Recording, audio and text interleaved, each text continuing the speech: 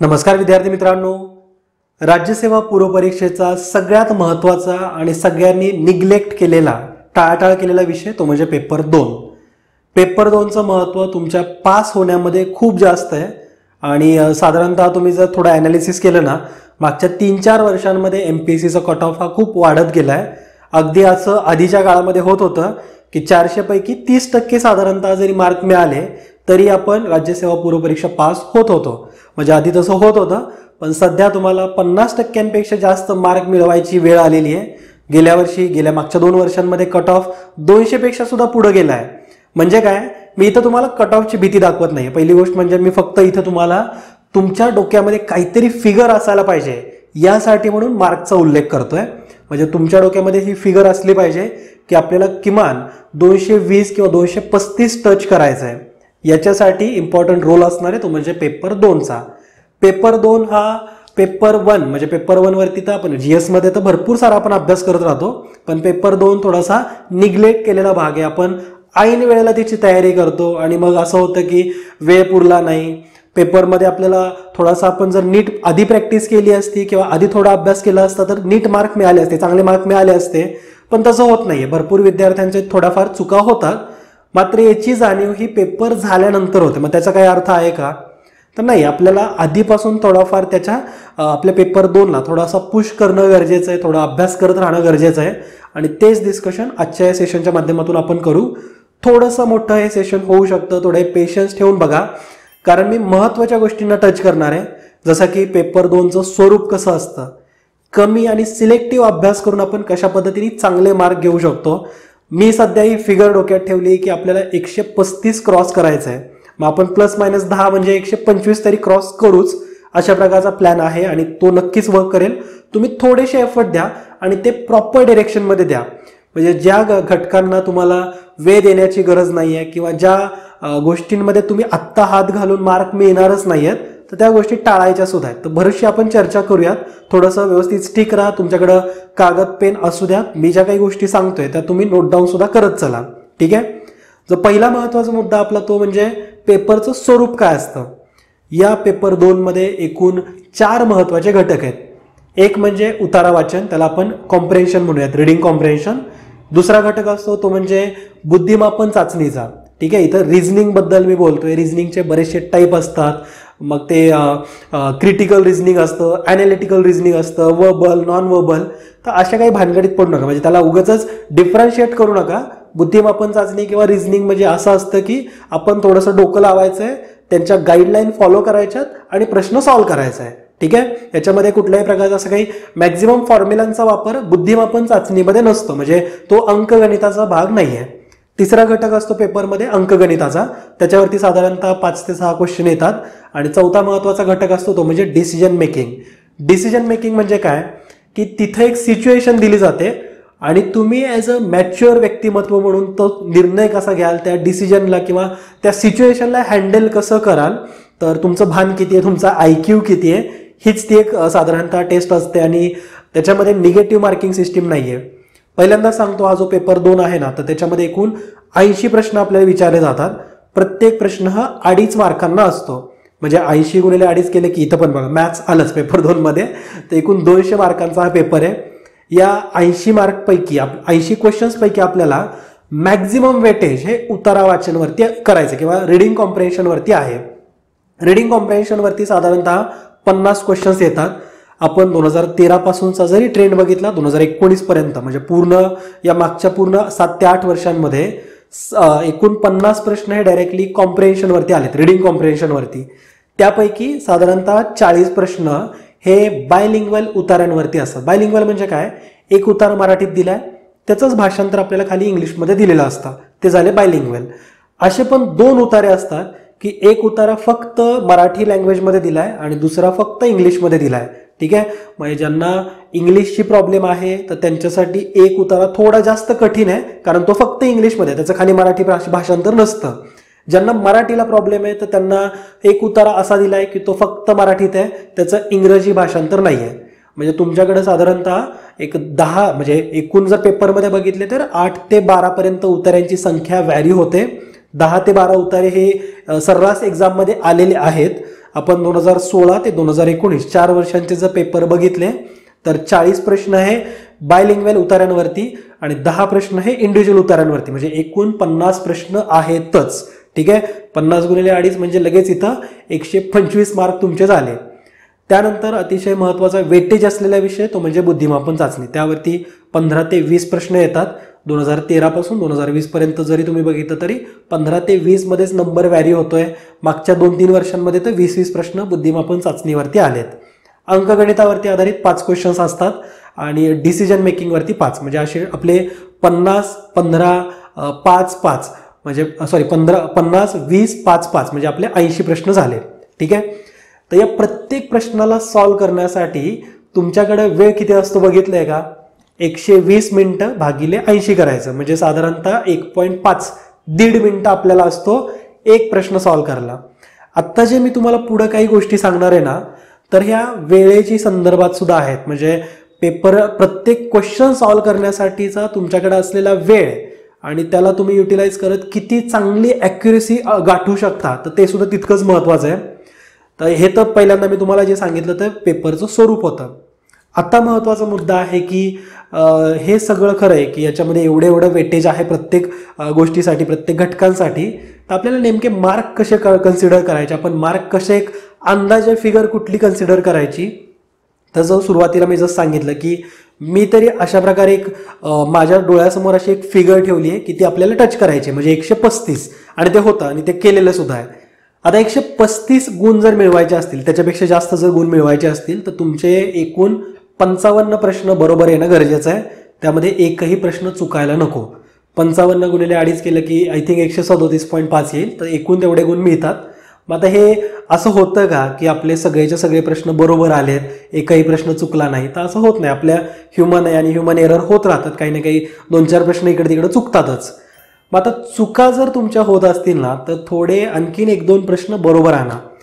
म्हणजे इथं मी तुम्हाला सांगितलं की 55 प्रश्न जर बरोबर आले, एकही तुमचा प्रश्न चुकला नाही, म्हणजे तुमचा टोटल अटेम्प्ट जर 55 होता तर तुम्हाला जे गुण मिळाले ते असणार आहेत 137.5. ठीक आहे, मग आता काय होतं की समजा मी आणखीन 2 प्रश्न बरोबर सॉल्व्ह केले, म्हणजे 55 जे बरोबर सॉल्व्ह केले होते, समजा मी आता 57 प्रश्न बरोबर सॉल्व्ह केले, तर मी चुका करण्यासाठी थोडासा मला हात मोकळा मिळतो. म्हणजे काय, तर 2 प्रश्न जर मी बरोबर सॉल्व्ह केले ना, त्याच्यामुळे मला 8 प्रश्न चुकीचे सॉल्व्ह करण्याचा एक चान्स मिळतो, संधी मिळते. म्हणजे माझा एकूण अटेम्प्ट किती होणार आहे बघा, 57 प्रश्न माझे बरोबर आले, त्यानंतर माझे चुकलेत 8 प्रश्न, टोटल अटेम्प्ट झाला माझा 65चा आणि गुण माझे तेवढेच राहिले 137.5. ठीक आहे, समजा आणखीन 2-3 प्रश्न जर माझे बरोबर आले, म्हणजे मला तर 137.5 घ्यायचेत, 55 प्रश्न फक्त बरोबर आले आणि एकही चुकला नाही तर मला तेवढे मार्क मिळणार आहेत. पण तेवढा आपली ॲक्युरेसी नसते, आपण चुका करतो. तर मी काय केलं, 2 प्रश्न माझे बरोबर आणले आणि इकडं मग मला चान्स मिळाला की मी 8 प्रश्न चुकवू शकतो. 8 प्रश्न कसे काय चुकवू शकतो चान्स मिळाला, कारण आपली निगेटिव्ह मार्क सिस्टीम तशी आहे की आपल्याला प्रत्येक 4 चुकीच्या प्रश्नांसाठी एका प्रश्नाचे मार्क वजा होणार आहेत. ओके, तर त्यामुळं जर 2 प्रश्न तुमचे एक्स्ट्रा बरोबर आले तर त्या 2 प्रश्नांचे मार्क बॅलन्स होण्यासाठी तुमच्याकडे 8 चुका करण्याचा चान्स आहे. चुका करा असं मी म्हणत नाही, पण तो चान्स आहे. म्हणजे अटेम्प्ट थोडासा जास्त ठेवल्यामुळं तो एक फायदा होईल. मात्र ॲक्युरेसी तुमची बरोबर असणं खूप गरजेचं आहे. ठीक आहे, आणि हे सगळं अचीव करण्यासाठी सतत अभ्यासाचा सराव करणं, प्रॅक्टिस करत राहणं खूप गरजेचं आहे. आपला तोच पुढचा मुद्दा आहे, तो म्हणजे प्रॅक्टिस कशी करायची आणि त्याच्यामुळे होणारे म्हणजे या पेपरसाठीचे खरे चॅलेंज काय आहेत. चॅलेंज म्हणजे आपल्याला नेमका कोणत्या गोष्टींमध्ये चुका होतात आणि त्याच्याशी रिलेटेड इम्प्रूव्हमेंट आपण कशा करू शकतो. तर चॅलेंज जर बघितले ना, तर 4 घटक माझ्या डोळ्यापुढे येतात. एक म्हणजे टाईम. या पेपरसाठी टाईम खूप एक चॅलेंजिंग फॅक्टर आहे. वेळ पुरत नाही, हे सगळ्यांच्याच बाबतीमध्ये होतं.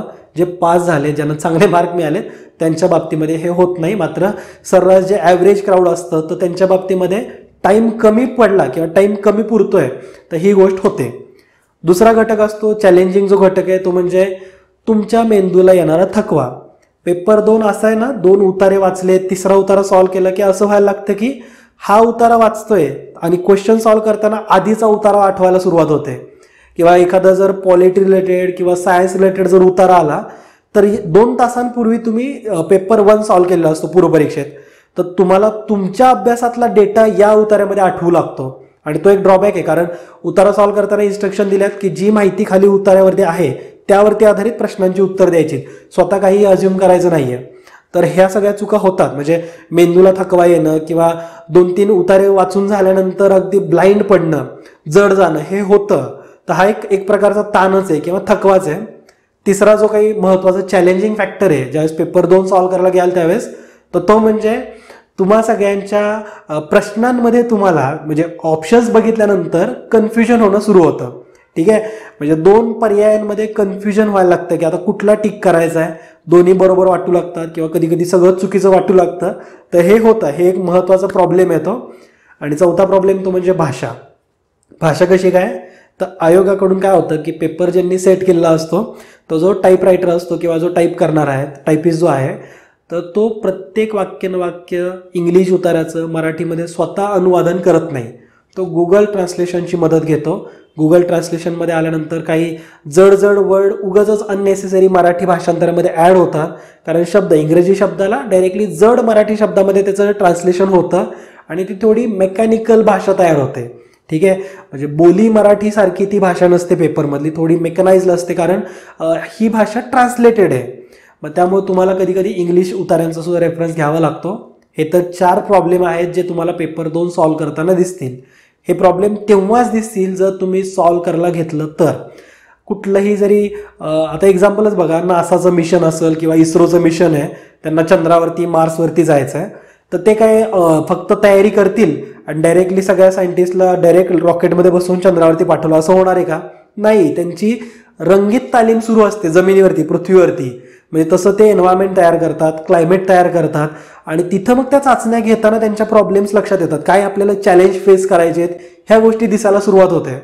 तर तसंच तुम्हाला हे चॅलेंज फेस करावे लागतील किंवा फेस होतील ज्यावेळेस तुम्ही प्रॅक्टिस सुरू कराल. सध्या जर तुम्ही पेपर 2 ची टाळाटाळ करत असाल तर हे प्रॉब्लेम आत्ता तुम्हाला दिसणार पण नाहीत, डायरेक्टली एक्झाममध्ये दिसतील समोर. एक्झाममध्ये मग वेळ निघून गेलेली असती, काहीही करता येणार नाही. तर हे तुम्ही सध्या थोडं प्रॅक्टिस करून बघा, म्हणजे हे प्रॉब्लेम लगेचच दिसतील. मी जे 4 प्रॉब्लेम सांगितले ना, हे सगळ्यांच्या बाबतीमध्ये येणार आहेत. टाईम कमी पडेल, दुसरं म्हणजे मेंदूला थकवा येणार आहे, उतारे वाचून वाचून कंटाळा येईल, आधीचा उतारा आठवायला सुरुवात होईल, प्रश्नाचं उत्तर देताना कन्फ्युजन होईल. आणि चौथं म्हणजे भाषा. जर तुम्ही आयोगाच्या प्रश्नपत्रिकांमधून उतारे बघितले तर ती भाषा समजणारी नाही आहे. ठीक आहे, थोडंफार कन्फ्युजन होतं. याच्यात सोल्युशन सुद्धा आहे. सोल्युशन कसं आहे, तर टाईम जर तुम्हाला अपुरा पडतोय तर याला एकच सोल्युशन, ते म्हणजे पेपर जास्तीत जास्त सॉल्व्ह करणे. तुम्ही दररोज एक सीसॅटचा पेपर सॉल्व्ह केला आत्तापासून तरीही हरकत नाही. मागच्या 7 वर्षांचा जर तुम्ही उतारे बघितलं तर तुमच्याकडे कमीत कमी 70 उतारे तयार होतील. 70 उतारे तुम्हाला मिळतील.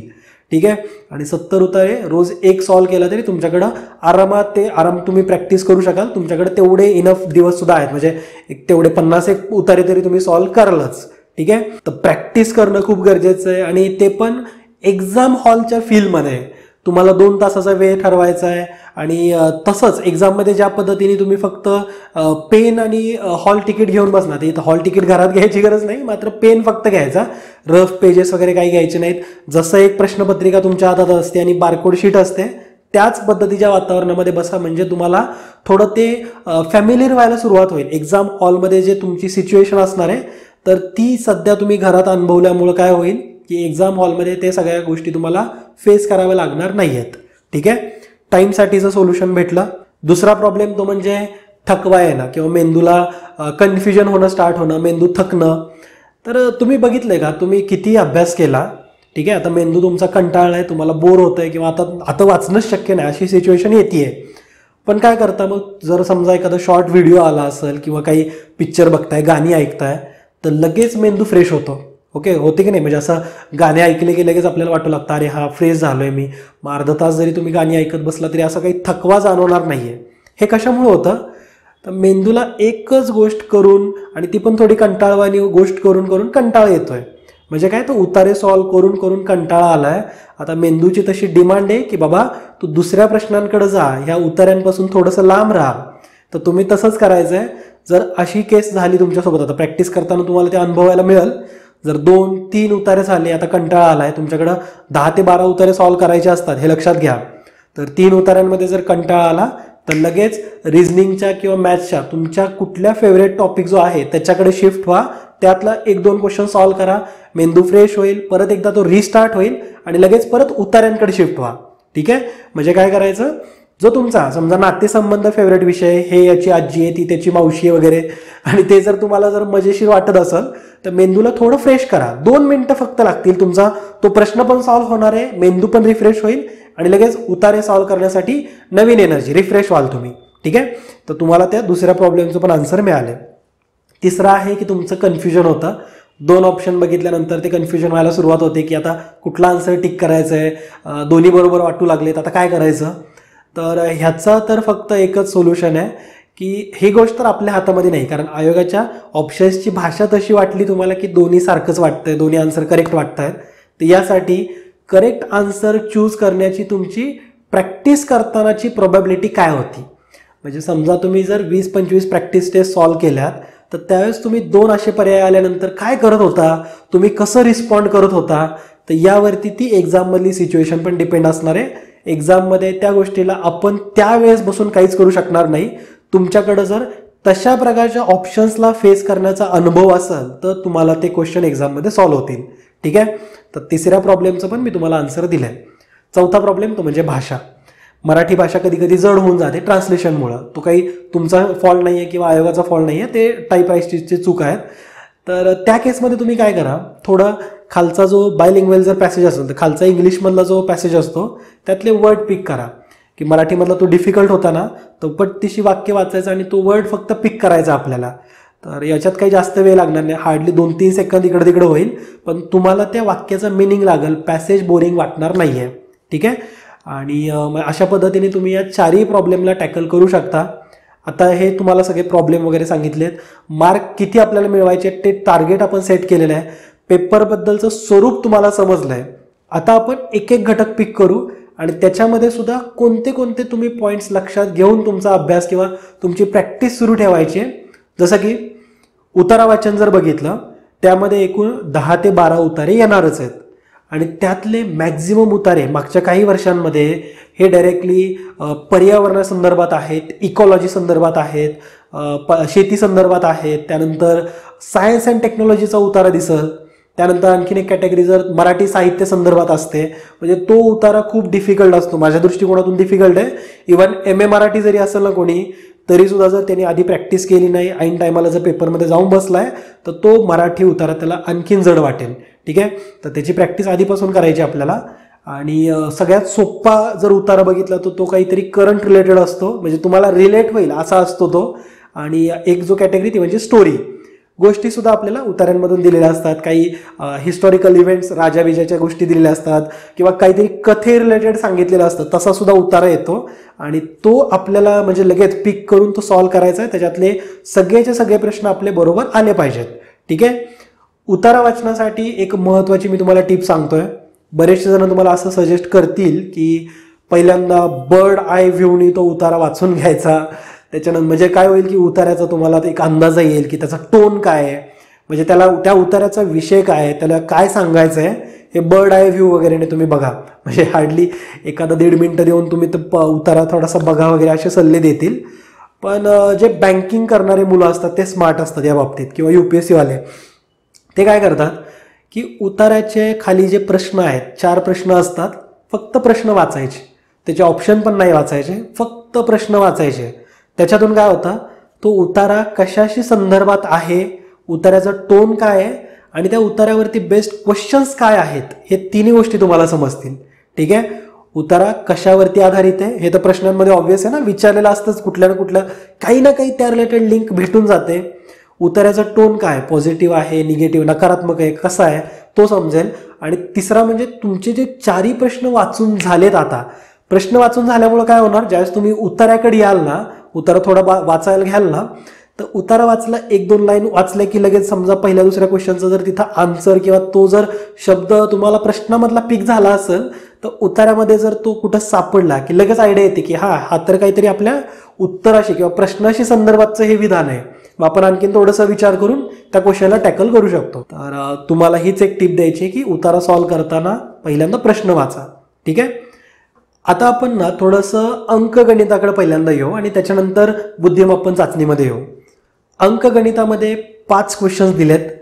5 क्वेश्चन असं होतं की आता या 5 क्वेश्चनसाठी ज्यांना असं वाटतं ना की त्यांचं गणित वीक आहे, अंकगणित पहिल्यापासूनच येत नव्हतं, असे विद्यार्थी अख्ख्या सीसॅट पेपरचा बाऊ करून बसलेले आहेत किंवा ते घाबरतात. त्या 5 प्रश्नांचा इथं फक्त मुद्दा आहे.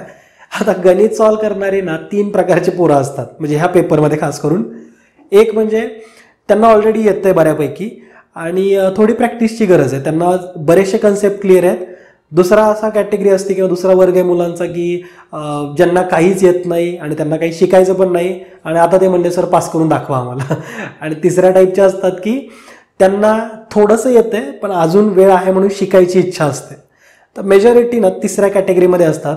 दुसरे पण महाभाग भरपूर असतात की येत नाही आम्हाला, पहिल्यांदाच ॲडमिट केले की आता येत नाही आम्हाला आणि शिकायचं पण नाही, आता आम्हाला पास करून दाखवा. तर हो, तुम्हाला पण पास करता येईल. कसं करायचं, तुम्हाला अंकगणित येत नाही आहे तर सोडून द्या, पण कॉम्प्रेहेन्शन म्हणजे उतारा वाचन आणि रिझनिंग म्हणजे बुद्धिमापन चाचणी यामध्ये तुम्हाला चांगले मार्क घ्यायचे आहेत. उतारा वाचनमध्ये 50 प्रश्न येतात, 40 ते 45 करेक्ट आलेच पाहिजेत, एकही एरर नको किंवा 1-2 फक्त असू द्या, मात्र 40-45 हे करेक्ट आले पाहिजेत. बुद्धिमापन चाचणीमध्ये 20 प्रश्न असतात, तुमचे साधारणतः 15 तरी यायलाच पाहिजेत. 40 अधिक 15 म्हणजे 55 प्रश्न बरोबर आले, झालं 137.5. ठीक आहे, चुकीला माफी नाही, कारण निगेटिव्ह मार्किंग आहे ना, 1-2 चुकले तरी परत तुमचा स्कोर कमी होत राहणार. त्यामुळे जे करताय ते परफेक्ट ठेवण्याचा प्रयत्न करा.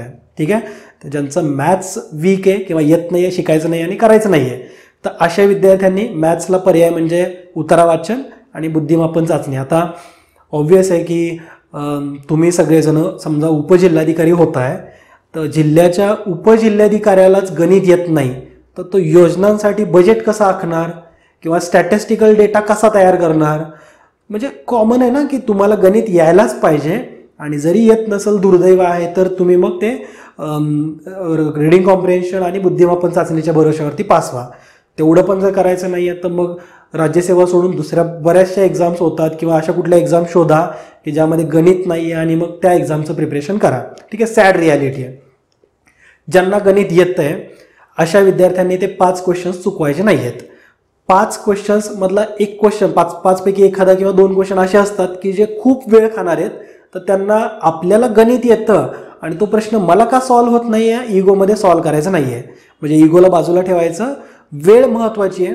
5 पैकी 3 प्रश्न जर तुम्हाला सॉल्व्ह झालेत, पटपट सॉल्व्ह झालेत, तर बस 2 प्रश्न वेळ खाणारे आहेत, तुमचे बुद्धिमापन चाचणीमधले प्रश्न होणार नाहीत त्यामुळे त्या 2 प्रश्नांना सोडवू नका आणि तुक्के अजिबात मारू नका, कारण तुक्के मारतात म्हणूनच आयोगाने ते 1/4 निगेटिव्ह सिस्टीम ठेवलेली आहे.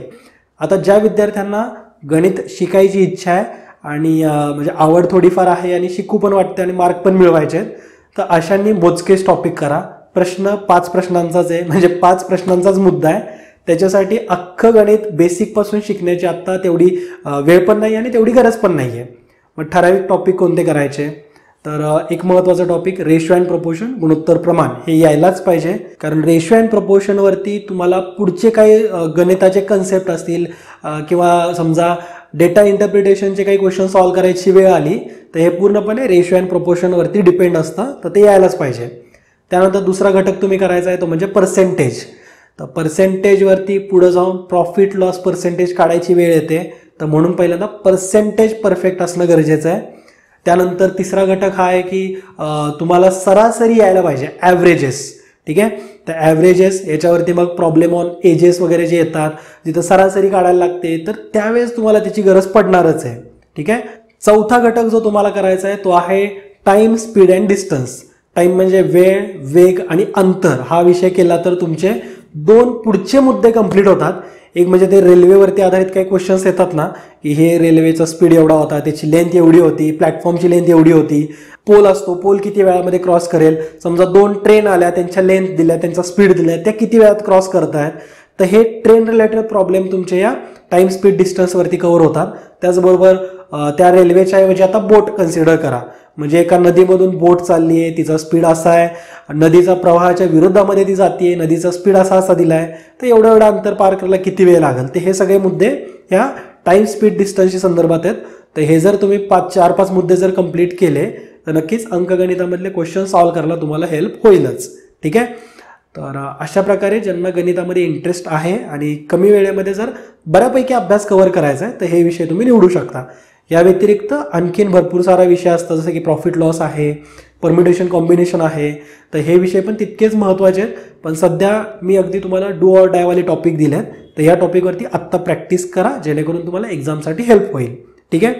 पुढचा महत्त्वाचा विषय तो म्हणजे बुद्धिमापन चाचणी. बुद्धिमापन चाचणीमध्ये ठरलेले विषय जसं की कोडी दिलेले असतात, कोडिंग डिकोडिंग पण दिलेलं असतं. कोडिंग डिकोडिंग म्हणजे काय की याला समथिंग हे काहीतरी म्हणलं, म्हणजे फुलाला लाल म्हटलं, बॉलला काळा म्हटलं, तर असं म्हणजे ते लिंक करून दिले असतात. कोडिंग डिकोडिंग आहे म्हणजे याला काय कोड आहे तो डिकोड करायचा आपल्याला, असे काही क्वेश्चन्स असतात. त्यानंतर नातेसंबंधांवरती आधारित क्वेश्चन दिलेले असतात, मग त्याचे डायग्रॅम बनवायच्यात. हे सगळं ऑलरेडी ना आपल्या लेक्चर्समध्ये प्रॉपर शिकवलेलं आहे. तर एकदा फक्त ते तुम्ही ओव्हरलुक करत गेला, प्रॅक्टिस सोबत करत गेला ना तर भरपूर त्याचा फायदा होणारच आहे. ठीक आहे. त्यानंतर तुम्हाला दिशांवरती आधारित क्वेश्चन येतात. म्हणजे रमेश पूर्वेकडे 10 किलोमीटर चालत गेला, पश्चिमेकडे तो आता वळलाय, तो किंवा उजव्या हाताला वळला आणि तो परत 20 किलोमीटर चाललाय, असे काहीतरी क्वेश्चन असतात. तर ते दिशांवरती आधारित आहे. त्याच्यासाठी काय असं अंकगणित येणं किंवा कुठला फॉर्म्युला पाठ होणं गरजेचं बिलकुल नसतं. ठीक आहे. त्यामुळे जे लोक अंकगणितचा बाऊ करतात अशांनी अननेसेसरी बुद्धिमत्तेला कॉम्प्लिकेटेड करू नका. तुमचा अंकगणितचा प्रॉब्लेम आहे ना तर तो तिथंच ठेवा, त्याला अननेसेसरी बुद्धिमापनमध्ये घुसवू नका. ओके. त्यानंतर तुम्हाला या बुद्धिमापन चाचणीमध्ये नंबर सिरीज पण करायचं आहे. नंबर सिरीज म्हणजे काय की असे काहीतरी नंबर्स दिलेले आहेत, एक क्वेश्चन मार्क दिलाय, पुढे 1-2 नंबर दिले, तर क्वेश्चन मार्कच्या जागेवरती काय येणार तर असं काही दिलं जातं. आणि आणखीन पोझिशनवरती पण क्वेश्चन असतात, रँकिंग अँड पोझिशन्स. म्हणजे ए हा व्यक्ती डावीकडून बघितला त्या लाईनमध्ये तो 10वा आहे, उजवीकडून तो 16वा असेल, तर एकूण या लाईनमध्ये किती जण आहेत. आता सांगतोय एवढ्याच अगदी सोप्या क्वालिटीचे क्वेश्चन नसतात, थोडेफार कॉम्प्लिकेशन असतं. या लाईनमध्ये ए व्यक्ती दिला, याच्या व्यतिरिक्त आणखीन 3-4 व्यक्ती दिले जातात. मग या 3 व्यक्तींमध्ये किंवा ए आणि बी व्यक्तीमध्ये किती जण आहेत असं दिलं जातं. तर थोडं कॉम्प्लिकेशन असतं, मात्र प्रॅक्टिस केली आणि प्रॉपर जर आत्तापासून थोडासा या फ्लोमध्ये आला आणि सीसॅटचं महत्त्व समजून घेतलं तर हे सगळं करणं अगदी सोपं आहे, अगदी अचिवेबल आहे.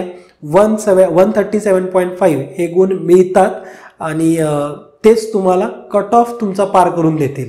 ठीक आहे.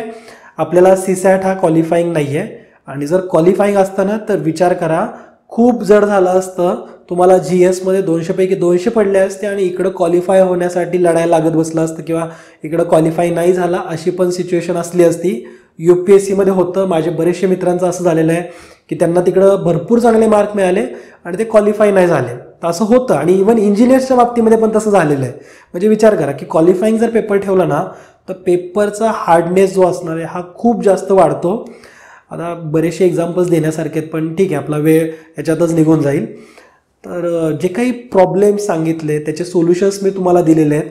तर थोडं आत्तापासून स्वतःवरती इन्व्हेस्ट करा, वेळेला इन्व्हेस्ट करा स्वतःवरती, भरपूर टाईम काढा या पेपर 2साठी, कारण तो तुम्हाला चांगले मार्क मिळवून देईल आणि नक्कीच याच्यातूनच तुमची पूर्वपरीक्षासुद्धा निघेल. ठीक आहे. तर याच्यावरती अगदी सारांश जर करायचं म्हणलं तर दररोज सीसॅट पेपरसाठी 2 तास कंपल्सरी आजपासून द्यायला सुरुवात करा. त्या 2 तासांमध्ये स्व अभ्यास जास्तीत जास्त असला पाहिजे. मी असंच पहिल्यापासून सांगतोय की व्हिडिओ बघून अभ्यास होत नाही, तुम्ही अभ्यासाचं नाटक करताय. ठीक आहे. ज्यावेळेस तुम्ही स्वतः कागद पेन घेऊन रफ पेपरवरती ज्यावेळेस कॅल्क्युलेशन स्टार्ट करता, एखादा राज्यसेवेचा क्वेश्चन पेपर घेताय, त्याच्यातली क्वेश्चन क्वालिटी बघता, स्वतः सॉल्व्ह करता, त्यावेळेस खऱ्या अर्थाने अभ्यासाची सुरुवात असते. ज्यावेळेस तुम्ही एखादं लेक्चर बघताय तर त्यातून फक्त तुम्हाला एक मार्गदर्शन मिळतं. ठीक आहे. किंवा कसा सॉल्व्ह करायचा आहे क्वेश्चन, तर त्याचा ॲप्रोच कसा असला पाहिजे याबद्दलची माहिती मिळते. मात्र तो स्वतःचा अभ्यास असा कन्सिडर करू नका. ठीक आहे. आधी पण मी सांगितले ना की जर तुमचा 10 तासांचं जर अभ्यासाचं नियोजन असेल तर स्वतःचा अभ्यास 7 तास असलाच पाहिजे आणि 2-2.5-3 तासाचे फक्त व्हिडिओज बघायचे आहेत. ठीक आहे. आणि ह्याच तुमच्या सीसॅटच्या दररोजच्या 2 तासांचं नियोजन तुम्ही असंच ठेवा. आता जे विद्यार्थी विजन स्टडीवरती आहेत त्यांना तर ऑलरेडी हे टाईम टेबल आम्ही दिलेलंच आहे आणि ह्या टाईम टेबलमध्ये जर तुम्ही चेक केलं तर दररोज अंकगणित किंवा बुद्धिमापन चाचणी आहे.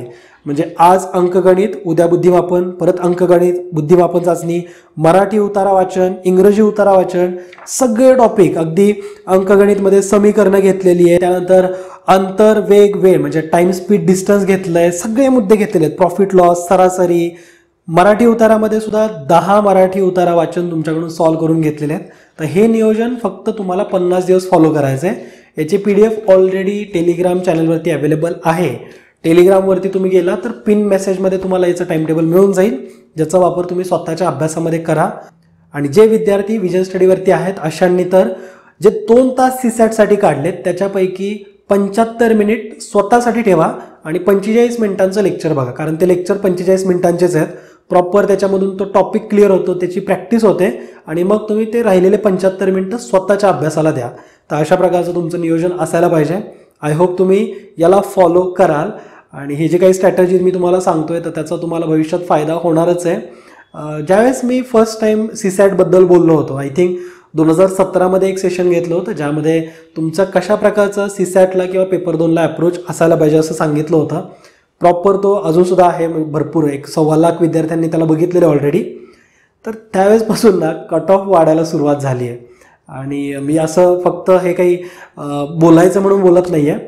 तर ज्यावेळेस आपण विजन प्लॅटफॉर्मवर सुरू केला ना, तर त्या स्टार्टिंगच्याच व्हिडिओजमध्ये मी सांगितलं होतं की एज्युकेशनचं स्टँडर्ड वाढत चाललं आहे, विद्यार्थ्यांच्या अभ्यासाची क्वालिटी वाढत चालली आहे आणि त्यामुळं तुम्ही स्वतः कुठंतरी समाजामध्ये पाठीमागं राहून गरजेचं नाही आहे.